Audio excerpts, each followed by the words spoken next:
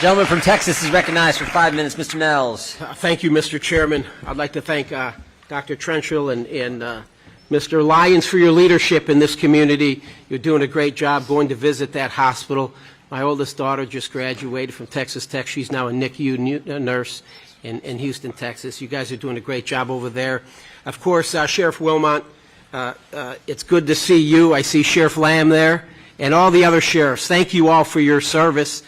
Some of you know that I served in law enforcement for 30 years. I was a sheriff in Fort Bend County, Texas for 8 years before I decided to run for the swamp. I will never forget where I came from. I am with you.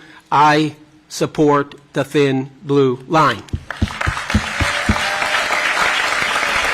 So Sheriff Wilmot, in our first hearing, we had a hearing a couple weeks ago, some of my colleagues mentioned on the Biden border crisis. We had a Democrat witness there. He was the El Paso county judge, and he testified, and I quote, "There is no invasion of migrants in our community, nor are there hordes of undocumented immigrants committing crimes against citizens or causing havoc in our community," end quote.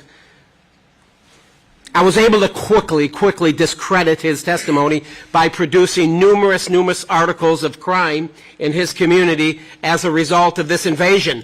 And then I also did a quick search, Sheriff, of crime here in Yuma. I point out one here, a former gang member arrested by border agents in Yuma. This guy was a gang member, convicted felon, been arrested by border agents in Yuma. An illegal immigrant was arrested for entering U.S. from Mexico. He's 25 years old, was convicted of assault with a deadly weapon in Santa Barbara, California.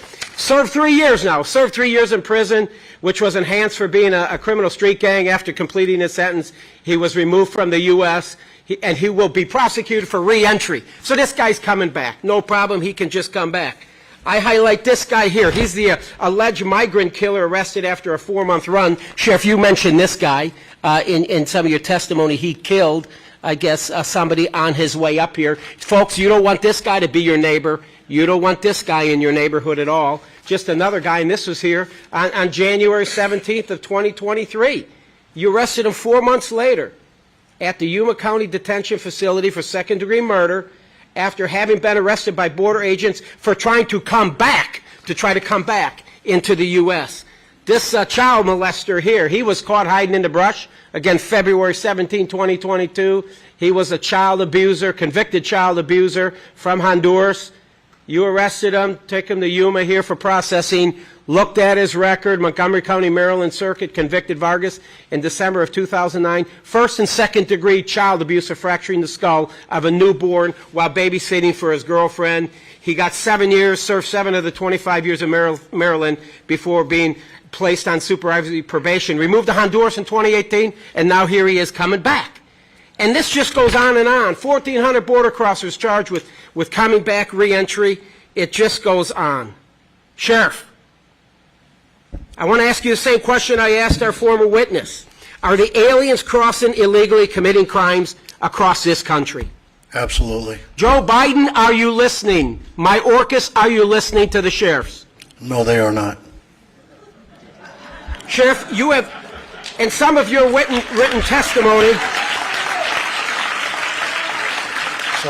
in some of your written testimony, Sheriff, you talk a little bit about the rise in crime due to Biden's border crisis. How has it impacted your agency with response times and resources? I mean, my guys were chasing criminals all over my county and the whole southwest Houston area. How has it affected your ability to keep these people in your community safe?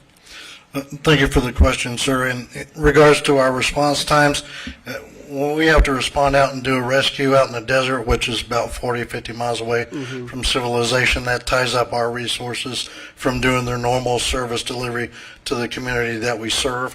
When we're processing the crime scenes out in the desert, when we're investigating the calls of the thefts, the burglaries, the rapes, the delayed rapes and robberies that happen to some of the immigrants coming to the border that we have to handle, it taxes your resources and otherwise takes away our ability to do the proactive enforcement versus reactive.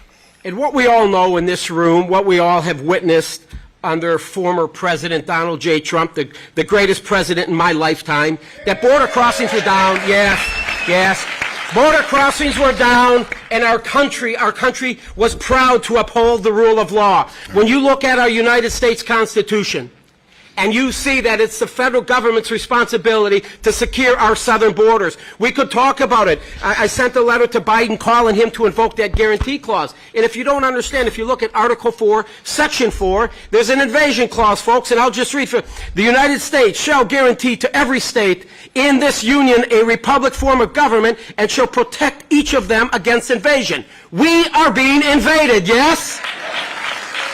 Article 1, Section 10, State Self-Defense Clause, reserves to the states the sovereign power to repeal an invasion and defend their citizenry from the overwhelming and imminent danger. Your Attorney General is doing a hell of a job. Our Attorney General is doing well as well in Texas, trying to invoke it. But let's just say this. The American people are the victims here. We are the victims. We must take the fight to the cartels, to the enemy, and we must use extreme prejudice to eliminate them off the face of the earth. I yield back.